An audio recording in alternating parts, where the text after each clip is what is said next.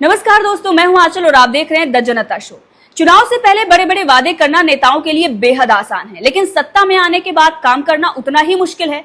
हिमाचल की कांग्रेस की सरकार को ही देख लीजिए, पूरी तरह से नाकाम हो गई है। राज्य आर्थिक संकट से जूझ रहा है और सरकार के पास कोई रोड मैप नहीं है। चुनाव से पहले राहुल गांधी बड़ी बड़ी बातें करते हैं, अभी भी अमेरिका में जाकर वो ये कह रहे हैं कि अगर हमारी सरकार आएगी तो हम ऐसा कर देंगे, वैसा कर देंगे।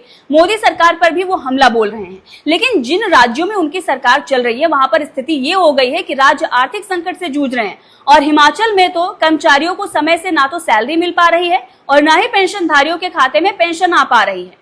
उन्हें समय से सैलरी और पेंशन नहीं मिल पा रही। और अब तो नौबत यहां तक आ गई है कि जिन योजनाओं से जनता को लाभ हुआ था, जो योजनाएं जनता के लिए वरदान साबित हुई थी, अब उन पर भी ताला लगाने की नौबत आ गई है। जी हाँ, हिमकेयर योजना आप सभी जानते हैं, जिसके तहत लोगों का इलाज होता था, कैशलेस इलाज होता था। अब 5 लाख रुपए तक का इलाज प्रतिवर्ष एक परिवार का होता था। अब इस योजना को बंद किया जा सकता है। इसको लेकर सदन में हंगामा भी हुआ है, क्योंकि राज्य आर्थिक संकट से जूझ रहा है, सरकार पूरी तरह से नाकाम हो गई है और इस योजना के तहत अस्पतालों को अभी तक 355 करोड़ रुपए का भुगतान नहीं किया गया है।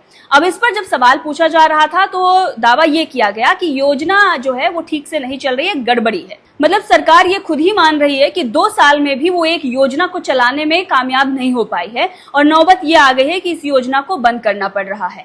वहीं पर दूसरी तरफ स्वास्थ्य मंत्री अलग बयान दे रहे हैं और मुख्यमंत्री अलग बयान दे रहे हैं। दोनों के बयान में विरोधाभास है, जिसको लेकर सदन में हंगामा हुआ और विधायकों ने इसको लेकर हंगामा शुरू कर दिया, जिसके बाद सरकार बुरी तरह से फंस गई है।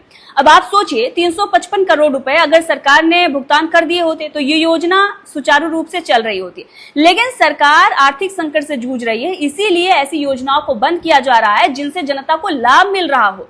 मतलब चुनाव से पहले आप बड़े बड़े दावे करते हैं, लेकिन सत्ता में आने के बाद जो पहले से योजनाएं चल रही होती हैं, जिनका सीधा फायदा जनता को मिल रहा होता है, आप सबसे पहले उन पर ही ताला लगाते हैं। दरअसल बात यह है कि सरकार नकदी की कमी से जूझ रही है और हिमाचल प्रदेश सरकार ने हिमकेयर योजना के तहत जो विभिन्न अस्पताल हैं उनको 355 करोड़ रुपए देने थे, उससे अधिक का भुगतान था जो अभी तक नहीं हो पाया है। और बताया जा रहा है कि इसमें से 127 करोड़ रुपए निजी अस्पतालों को दिए जाने थे, जो कि नहीं दिए गए हैं। अब आप सोचिए, हरियाणा चुनाव से पहले भी बड़े बड़े वादे कांग्रेस की तरफ से किए जा रहे हैं, लेकिन अगर सरकार आई तो हाल क्या होगा। हिमाचल में आप देख रहे हैं प्रत्यक्ष, और हो सकता है कि हरियाणा का भी यही हाल हो।